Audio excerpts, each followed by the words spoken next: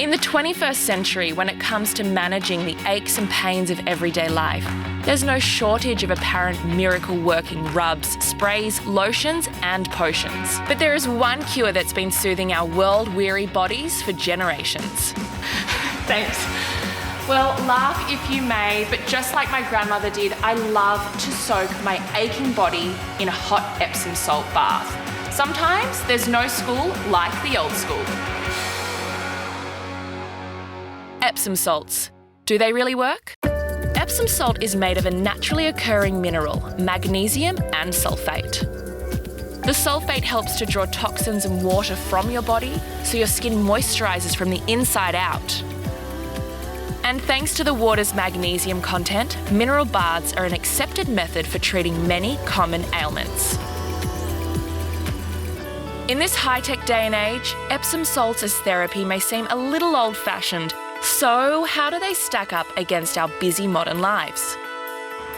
I'm on my way to meet Sharon Stay. Now, she is the medic for the Queensland Firebirds and the Australian women's cricket team, so she knows plenty about aches and pains, and I reckon she would have some insight on Epsom salts. Dr. Sharon is an expert in injury recovery, so if there is any truth to the healing power of Epsom salts, this is the woman to speak to. So if I get out of the bath and I'm feeling relaxed and I'm feeling my aches soothed, is that the Epsom salts? Epsom salts are magnesium sulfate, and I don't know if you know, but magnesium is an essential element within our body. And there's a theory that when you float in magnesium sulfate, some of that is actually absorbed into your body, and it does actually increase relaxation, lowered stress levels, improve muscle blood flow and relaxed tone. Quite a number of my athletes do use Epsom salts baths, either in a flotation tank centre or at home just in their baths. A lot of the girls tell me their mums or the midwives have recommended it to them to bring on labour. So if they're a little bit overdue, say they're waiting for their due date and things aren't progressing, apparently if you take Epsom salts you can actually ingesting? Yeah, which is why again you have to be careful. So read those instructions, check with the pharmacist. Do you use Epsom salts?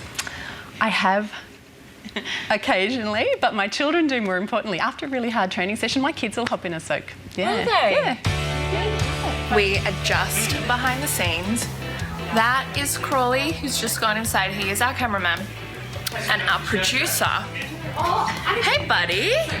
Hello. Yes. You're going to salt back. No, I'm not a good advertisement for wellness today. Oh, no. But Show me yeah, what happened. Here I am. What are you going to do? Float in some Epsom salts? If I get time, I'm jumping straight into a tank today. Are you? Good on you. Okay. With Sharon's professional sports experience and her mother's stamp of approval, there must be something genuinely soothing about these crystals. Enough to base a business on. This is the City Cave Float and Wellness Centre in central Brisbane, and I've just had the ultimate Epsom bath experience. Well, this is one of the 4 float rooms at City Cave, and I am with Lisa, who has just finished her float. How was it? It is a really hard feeling to describe. But it's just really relaxing, so you do feel like the water is actually just holding you in place. It is dark and you're deprived of all your senses. You don't actually have an option but to just sort of relax and think and really get into your thoughts. So it's really, really good for that sort of meditation. But the beauty of Epsom salts are that you don't have to go to specialised clinics to find some healing.